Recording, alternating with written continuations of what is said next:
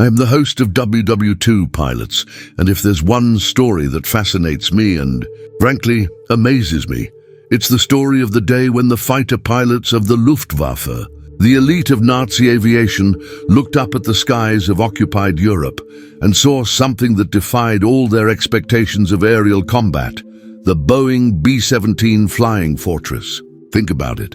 In 1942 and 1943, we on the Allied side were committed to the risky idea of precision daytime bombing. And for that to work, we needed an aircraft that could defend itself in the heart of enemy territory, flying far beyond the range of our escort fighters. The United States Army Air Force bet on the B-17, and I remember when I began my research for this channel, reading the initial Luftwaffe reports with a mixture of disbelief and admiration. Read the account of a first lieutenant which described the first time he and his colleagues encountered a large formation of B-17s. He, flying his agile Messerschmitt Bf-109, he thought, easy, one pass, maybe two, and these giants will fall. How wrong he and the Luftwaffe leadership were. What they saw was not a single target. It was a swarm of metal and fire that did not disintegrate. The B-17, especially in its later versions, came equipped with up to 13 Browning M2 50 caliber heavy machine guns. I emphasize 13 in comparison with the much lighter defenses of British bombers or earlier models. And I assure you, these were not symbolic weapons. They were capable of firing about 800 rounds per minute. Multiply that by 13, and then multiply by the number of bombers flying in the tight formation we called the fight box. The sky was no longer blue. It was suddenly an impenetrable wall of incandescent lead. That German pilot in his report admitted that on his first approach he had to retreat, not out of fear of a specific aircraft, but out of sheer defensive fire volume which poured down on him from every imaginable angle. It was the most brutal awakening the Luftwaffe had ever experienced in aerial warfare against the Americans, and only the beginning of our story about the flying fortress. The Luftwaffe was used to hunting bombers, but the B-17 introduced a new variable into the combat equation, the mathematics of death, the greatest American tactical innovation, the one that truly made German pilots question their sanity. Wasn't just the number of machine guns on each plane, but the way those planes flew. They flew in what became known as the combat boxer. In Portuguese, the combat box. I love that term. It's so military, so effective, and perfectly describes the nightmare unfolding in the sky. Imagine this: the formations were dense, tightly packed, designed so that the defensive field of fire of each B-17 would intertwine perfectly with that of its neighbors. This means that if a German pilot, flying his Focke-Wulf FW-190 or Messerschmitt Bf-109, decided to attack a single bomber, he would instantly find himself in the crossfire of 4, 5, or even more flying fortresses. The traditional logic of attacking the weakest or isolating the prey simply disappeared. The individual target did not exist. There was only one collective fortress, a mass of metal that spat out 12.7mm projectiles. I read excerpts from pilots' diaries of the Jagdwaffe 26, JG-26, who described the experience as flying into a hailstorm, but hail that tore wings and fuselages. They had to decide in fractions of a second whether the risk of flying through that lead saturation zone was worth it. And often it wasn't. I feel that's the cruelest part of aerial warfare. It's not just the bravery of the pilot, but the tactical genius of the enemy. This tactical density created a massive logistical problem for the Luftwaffe. It was no longer a question of piloting skill. It was a question of to withstand overwhelming firepower. The 20mm and 30mm guns of German fighter planes were devastating, yes, but they had to get close enough to use them, and at what cost? The combat box transformed the heavy bomber from a vulnerable target into a fighter shooting machine. And what really surprised the Germans, and this I know for sure, was the discipline of the American crews in maintaining formation even under heavy attack. I would say that this battle box tactic was one of the pillars that sustained the Allied daytime bombing offensive in the skies over Germany, making each mission a high-risk gamble for the Luftwaffe defenders, who were seeing their defensive capabilities dwindle with each sortie. Many viewers, upon hearing about the B-17's arsenal, might think, machine guns. Why not larger caliber cannons, like the 20mm or 30mm used by the Luftwaffe? That's an excellent question that I, as an aviation enthusiast, have asked myself many times. The answer, my friends, lies in rate of fire, ammunition, and American design philosophy. The Messerschmitt and Focke-Wulf used cannons that were slower but devastating. The B-17, on the other hand, prioritized fire saturation with the legendary M2 Browning 50 caliber 12.7mm machine gun. I read a German intelligence report, captured after the war, that described the 50 caliber as the electric iron from heaven. It's a bizarre metaphor, but it captures the idea. The 50 caliber ammunition, fired at a rate of up to 800 rounds per minute, didn't rely on a single explosive hit like the German projectiles. Instead, it was designed to puncture and destroy the engine or fuselage through multiple impacts. What made the 50 caliber so fearsome, and what truly frightened German pilots, was the American ability to load this ammunition with different types of projectiles. Standard ammunition was often a deadly mixture of projectiles: armor-piercing, AP, incendiary, I, and tracer, T, known as fire and steel cocktail. Let me explain. The armor-piercing projectile tore through the German fighter's armor. The incendiary round ensured that any fuel or oil tank hit would catch fire. And the tracer round, the trail of light we see in movies, allowed the B-17 gunners to quickly adjust their aim. And that was crucial. The German pilot had to fly at high speed for a fraction of a second through that curtain of fire. If he was hit by a 50 caliber bullet, the chances of engine fire or wing explosion, they were incredibly loud. I heard stories from Luftwaffe pilots who witnessed colleagues being hit, and what they saw wasn't a loud bang, but a sudden and violent disappearance of his comrade amidst a whirlwind of black smoke and fire. The 50 caliber was proof that quantity, when combined with ammunition quality, transformed into an unprecedented destructive force. If there was one position on the B-17 that personified the fear and respect the Luftwaffe developed for the aircraft, it was the tail tower, U-tail gun. I can imagine the frustration of the German pilots. Their classic attack tactic, developed against British bombers and older models, was to approach from the rear, a historically more vulnerable point. It was the safest place to approach a target. But the B-17 changed the rules of the game, transforming the tail into what I call Gate of Hell. I remember an interview I read with a WW2 veteran who flew extensively over France and Germany.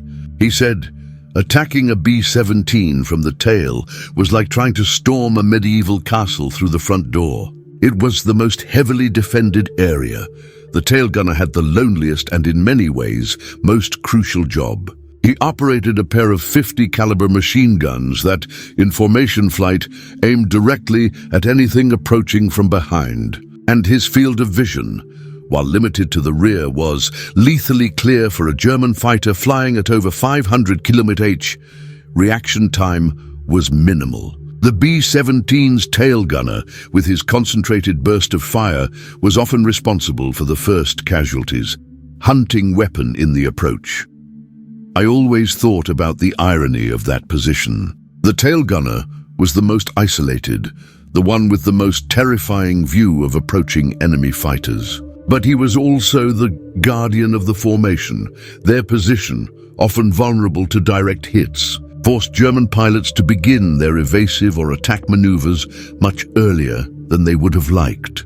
And most importantly, tail fire meant that the German pilot had to break up the attack prematurely or risk flying through a cone of projectiles that stretched for hundreds of meters. The result was that the Germans had to abandon the classic attack from behind and develop new and much riskier tactics, which brings us to our next point. I would say that the tail turret not only protected the B-17, but revolutionized fighter jet attack tactics in European theater, with the B-17's rear transformed into a kill zone by the tail turret and its flanks protected by the crossfire of the battle box.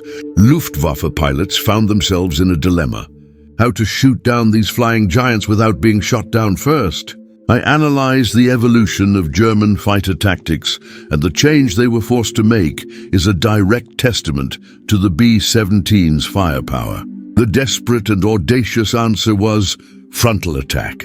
I can imagine the conversations in Luftwaffe briefings. They realized that the B-17, despite all its armor and side-mounted machine guns, had aerial vulnerability, the nose area. Although later models, such as the B-17G, had added the chin guard, the chin turret, with a pair of 50 caliber machine guns, the frontal area was still the least densely defended in a high-speed frontal attack. The new tactic involved the German fighter aligning itself with the bomber formation, but flying a opposite direction, with an altitude difference that allowed for a quick dive and a passing shot. The frontal attack was incredibly risky. I read accounts from German pilots describing the approach as the worst feeling in the cockpit. Reaction time was minimal, and the speed difference between the B-17 and the diving fighter was brutal. But the advantage was concentration of firepower of the German fighter jet, its 20mm and 30mm cannons, directly at the bomber's command post, the cockpit and the nose, where the pilot, co-pilot and navigator were located. The objective was not to shoot down the plane immediately, but incapacitate the crew. I see this as a testament to the effectiveness of the B-17's defense.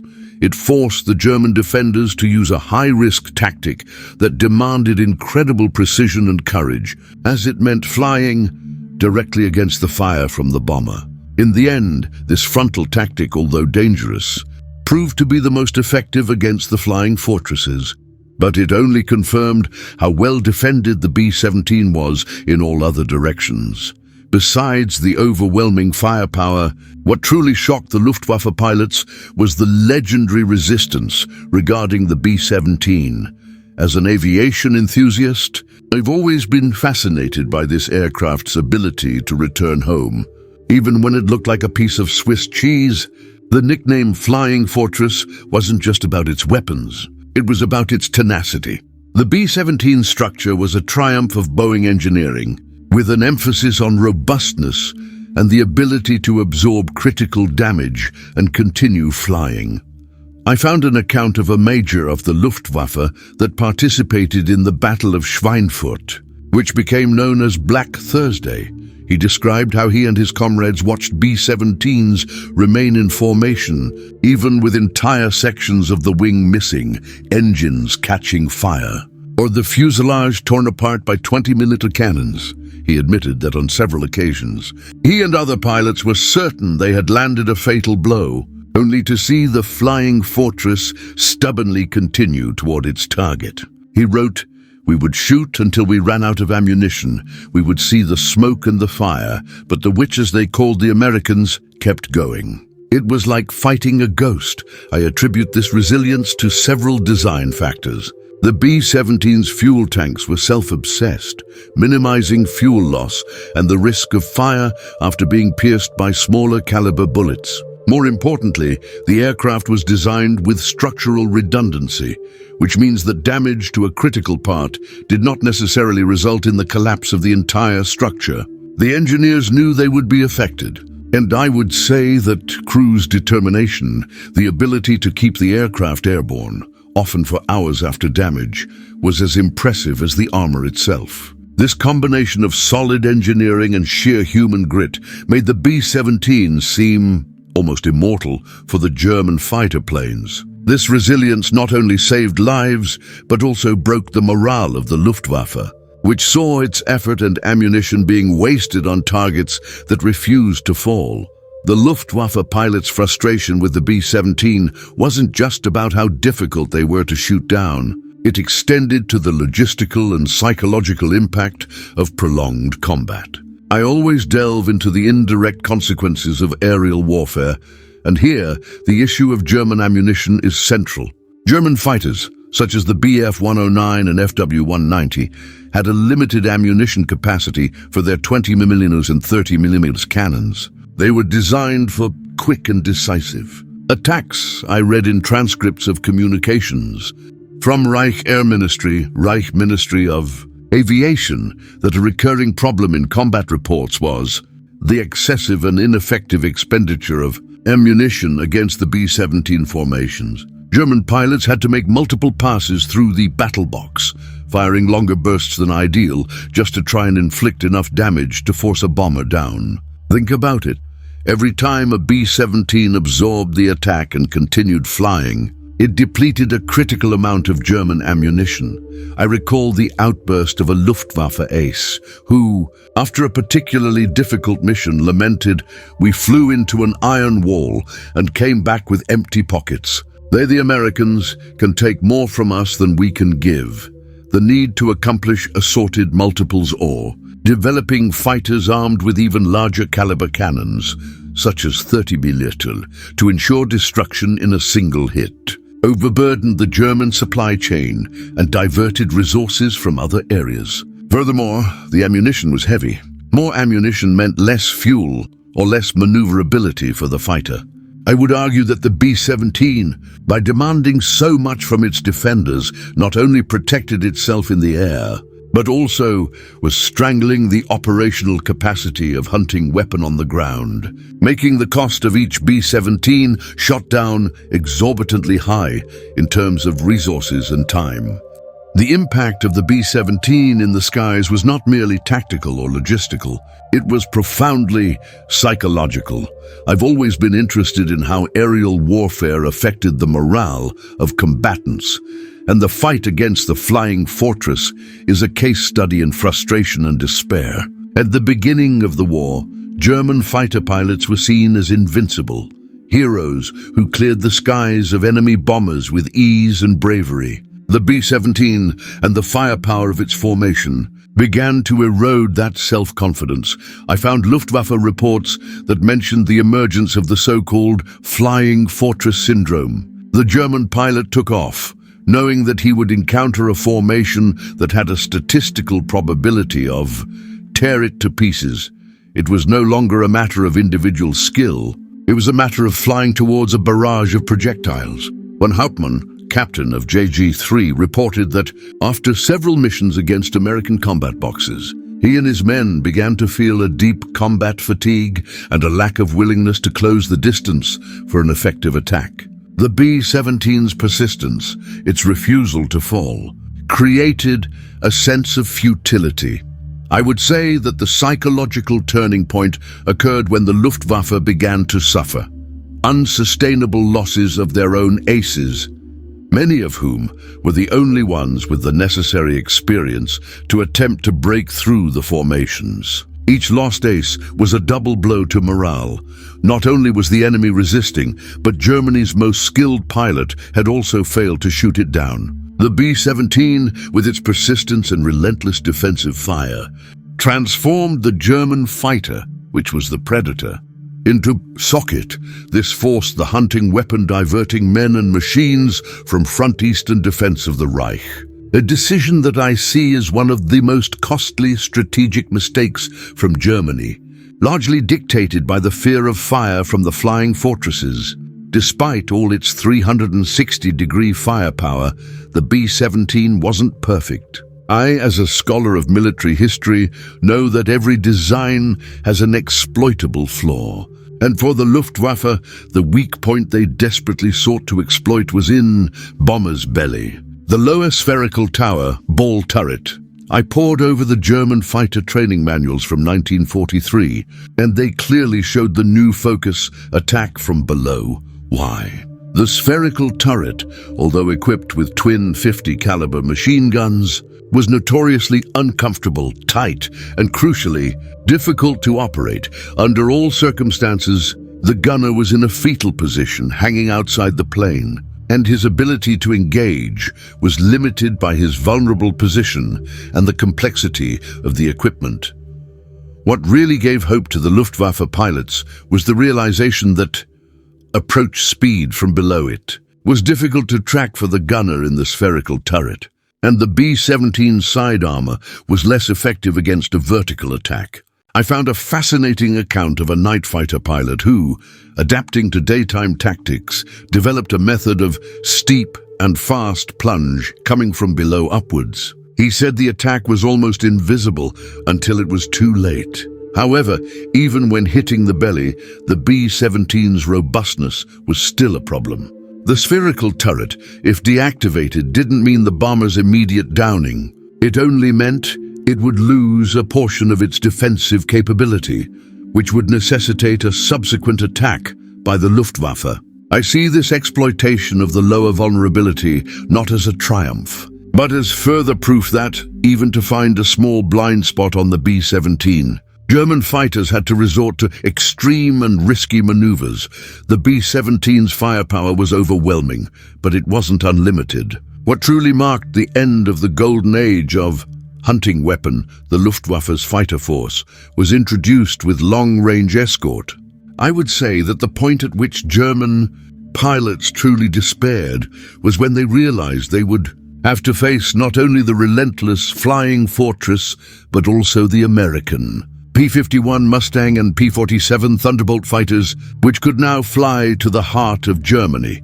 Remember, the original doctrine of the B-17 was that it would be capable of defending itself, alone due to their firepower. And for a time, during the long stretches of deep flight over the Reich, the bombers were on their own.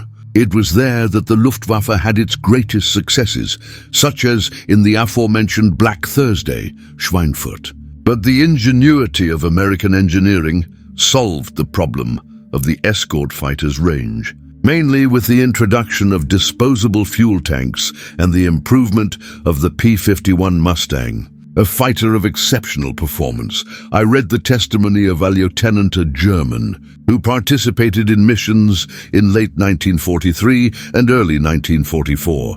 He described the feeling of relief upon spotting a formation of B-17s, thinking of hunting the enemy. But then he reported the ice in the stomach upon seeing the small, bright dots flying above and around the bombers, the P-51s, he said.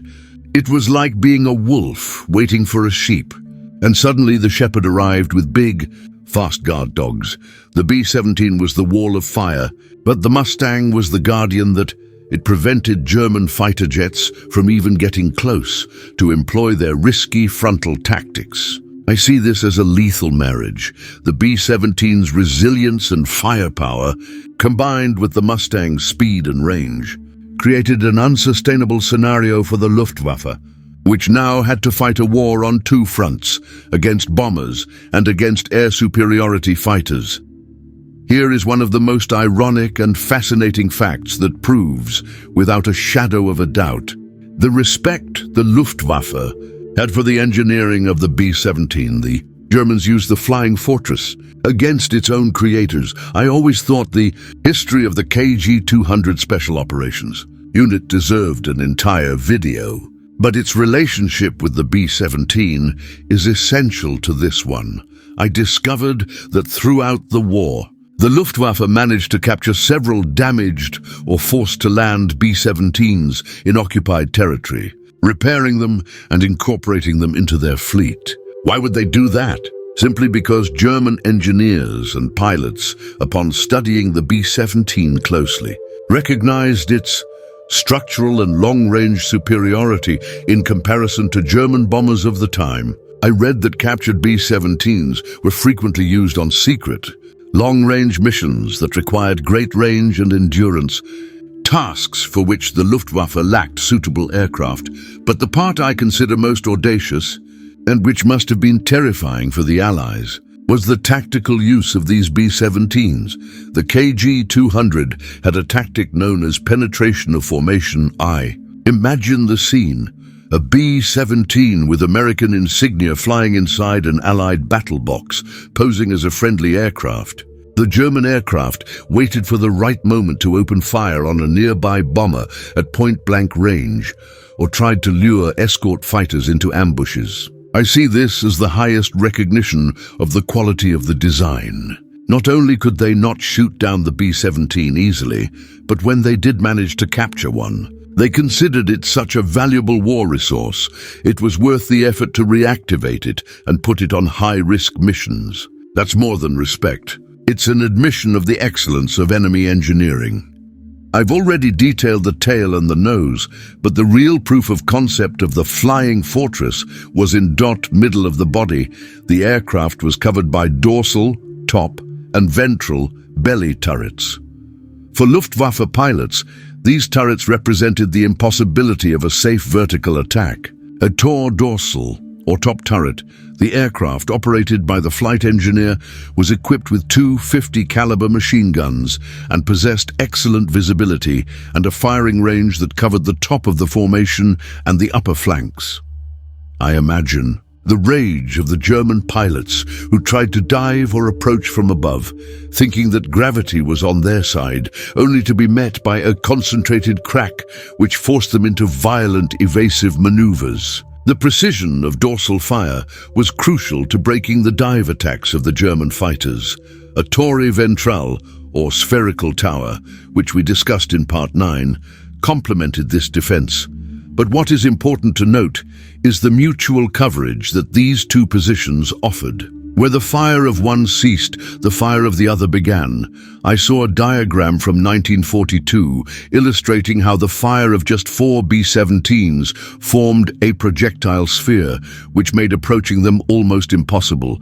I would say that what impressed the Luftwaffe was their redundancy of the defense. They were used to bombers that had obvious blind spots and large areas without cover. The B-17, with its turrets in the middle of its body, forced German fighters to attack the extremes of the aircraft, where the probability of hitting vital points was lower. This increased the chance that the B-17 could absorb the damage and remain in formation. The middle of the fuselage in a B-17 was not an empty space. It was the armored spine of defending the training. Although I have focused on design and tactics, I cannot and should not ignore the human factor. What made the B-17's firepower so terrifying? For the Luftwaffe was the unwavering courage of the young gunners. I always take the time to remember that behind every 50-caliber machine gun, there was a man dealing with extreme cold, lack of oxygen, and the absolute terror of seeing an enemy fighter approaching at 600 km/h. I remember a poignant account from a German veteran who, after the war, spoke with a former tail gunner. The German was shocked to learn that during battle the gunner couldn't move much, stuck in his position, only able to rotate the cannon. The German said, "We had the maneuverability, he only had the firepower." And what Luftwaffe pilots reported, repeatedly, was the persistence of this fire, even when the B-17 was visibly damaged, even when other gunners were wounded or killed, the defensive fire continued. I would say that this fierce determination, that was what truly broke German morale. The Luftwaffe hoped that by damaging the bomber, the crew would panic, the fire would cease, and the bomber would become an easy target. But in the B-17, American training emphasized the rule of fire until the end. The gunner knew that his life and the lives of his 9 comrades depended on maintaining the burst. To the approaching German pilot, that constant fire was not just metal, it was the manifestation of American will to win. A stubborn refusal to surrender, and it was this human sacrifice, transformed into a relentless barrage of projectiles, that made the B-17 seem invincible in the eyes of the Luftwaffe. The initial ineffectiveness against the B-17's firepower forced the Luftwaffe to escalate the design and tactics of its fighters. I see this as a vicious cycle. The B-17 was too resilient, which required heavier and more heavily armed fighters. These fighters were slower, which made them more vulnerable to Allied escort fighters.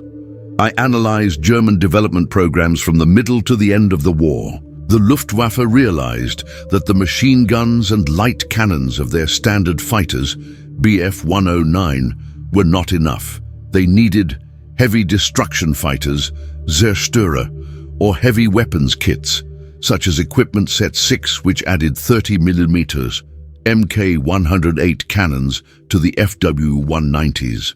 The objective was clear: to guarantee the destruction of the B-17 in a single pass.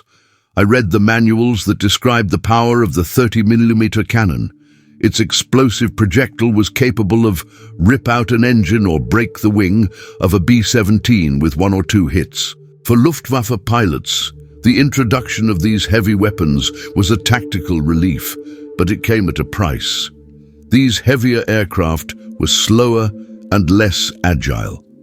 I imagine the difficulty of piloting an FW-190 loaded with extra cannons trying to penetrate the B-17 formation while being hunted by fast P-51s. This arms race, the pressure imposed by the B-17, exhausted Germany's already limited resources. They needed more metal, more fuel, and more time to produce a fighter that, in the end, was a response, reactive to the success of the American bomber. It was the B-17 that wrote the rules of daytime bombing air combat, forcing the Luftwaffe to adapt, an adaptation that ultimately led to its overshoot and collapse in front Western. The firepower of the B-17 Flying Fortress had an impact that extended far beyond shooting down fighter jets. I'm of the opinion that the bomber's success in defending itself and persisting on its target was one of the most important strategic contributions to the Allied victory, culminating on D-Day. Consider the purpose of daytime bombing missions. It wasn't just to destroy factories, but also to destroy the Luftwaffe's ability to defend Germany. I read an American intelligence report that in late 1943 and early 1944 observed a drastic change in hunting weapon. The losses were so high and the attrition rate of their aces was so accelerated by the defensive fire of the B-17s and later the escort fighters that Germany was forced to prioritize the production of fighter jets over bombers. They desperately needed defenders. I imagine the situation when D-Day finally arrived. The Luftwaffe was exhausted. Its experienced pilots had been decimated in frontal combat with the Flying Fortresses and Mustangs. I would say that the B-17, by demanding so much in terms of ammunition, tactics, and personnel losses from the Luftwaffe, essentially, cleared the sky over Normandy for the Allied invasion forces. The initial shock of the German pilots upon seeing the firepower of the B-17 transformed months later into collapse of its fighter force. They could no longer challenge Allied air dominance because the fight against the Flying Fortress had been too costly. The legacy of fear that the B-17 inspired in the skies over Germany became golden key which opened the doors of Western Europe. I hope this journey through the history of the Boeing B-17 Flying Fortress and the astonishment of the Luftwaffe pilots has been as revealing for you as it was for me. The B-17 was not just a bomber, it was a statement of intent of the Allies. It forced the Luftwaffe to rewrite its tactical manuals, exhaust its resources, and pay an unsustainable psychological and human price. What began with the incredulity of German pilots in the face of its 360-degree firepower evolved into the strategic defeat that paved the way for victory in Europe. The legacy of the Flying Fortress is proof that the combination of robust engineering, disciplined tactics, and relentless human courage, it can even outperform the elite of enemy fighter jets. I am the host of WW2 Pilots, and if you felt as fascinated as I did by this story, if the sound of the .50 caliber machine gun echoed in your mind. I have a request for you. Like this video, if you believe that the B-17 was the hardest plane to shoot down in World War II, comment below. Which German pilot's account surprised you the most? And most importantly, subscribe to the channel and activate the bell so we don't miss our next takeoff. In our next video, we're going to leave Europe for a bit and travel to a completely different theater of operations, where fighter pilots had to deal with reconnaissance missions over vast land areas. We're going to delve into the stories of pilots who transformed warplanes into air taxis for farms and ranches. It's a post-war story about adaptation and how military aviation engineering found a new home in civilian life. Thanks for flying with me. See you in the next video.